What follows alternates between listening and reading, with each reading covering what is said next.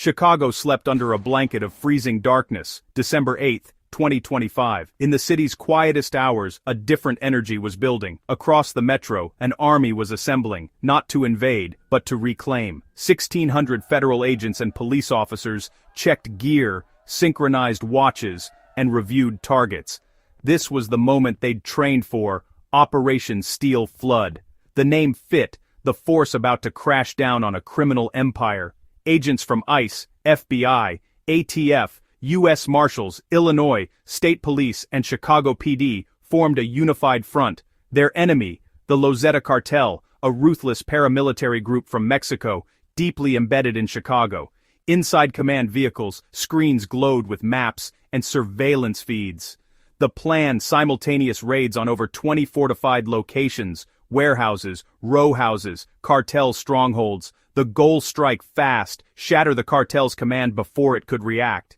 Every agent knew the risks. The Lozettas were trained fighters, not street dealers.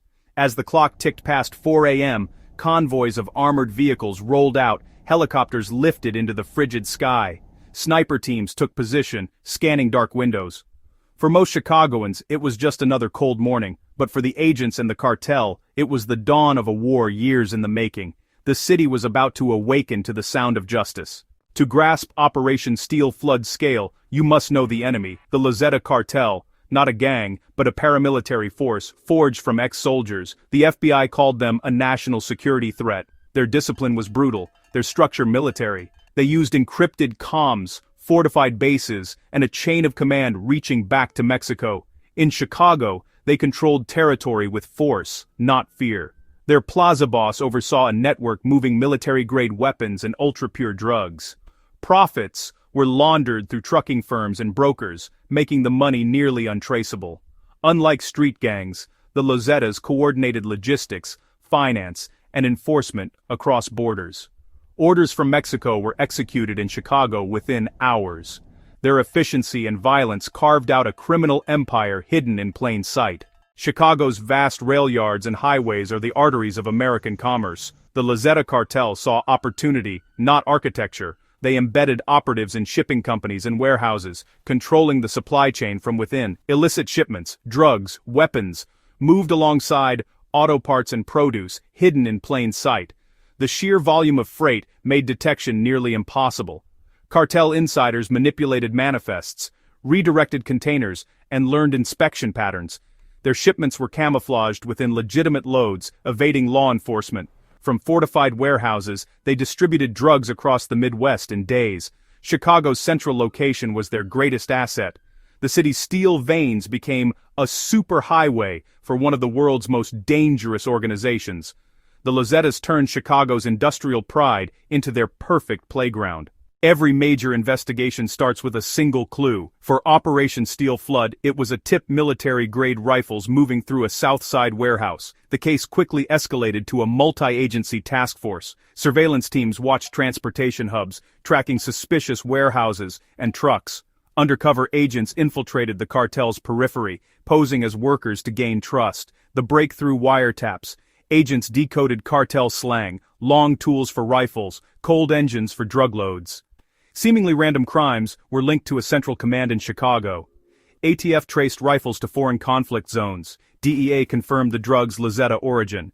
FBI analysts unraveled a web of shell companies laundering millions. After 3 years, the task force had a complete picture.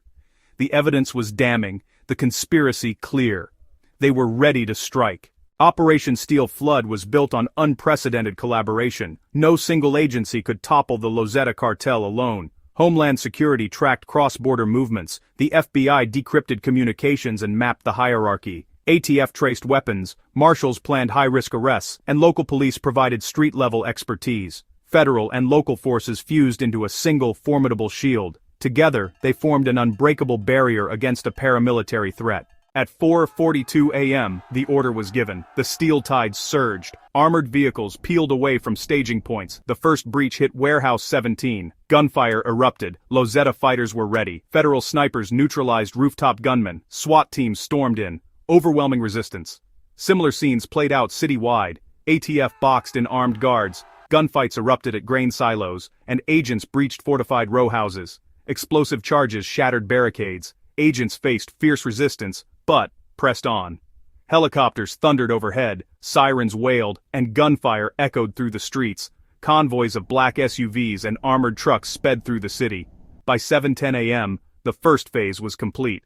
Hundreds of Lazetta members, from foot soldiers to commanders, were in custody. The city experienced shock and awe, a swift, overwhelming blow to the cartel. The steel flood had washed over Chicago. The city's criminal stronghold was broken. Justice had arrived before sunrise. As dawn broke, the scale of the Lazetta operation was revealed. Agents seized military rifles, tons of fentanyl, and stacks of cash, evidence of a vast criminal empire. Encrypted tablets and ledgers mapped the cartel's entire North American network. Prosecutors moved quickly. Charges range from conspiracy to international arms trafficking. Relief settled over Chicago, but officials warned a power vacuum had formed. The underworld would not stay empty for long. Operation Steel Flood proved that protecting a city is an ongoing battle. Federal agencies pledged a long-term presence, supporting local police to prevent a new cartel from rising. Community groups redoubled efforts, focusing on youth and jobs to keep kids from gangs.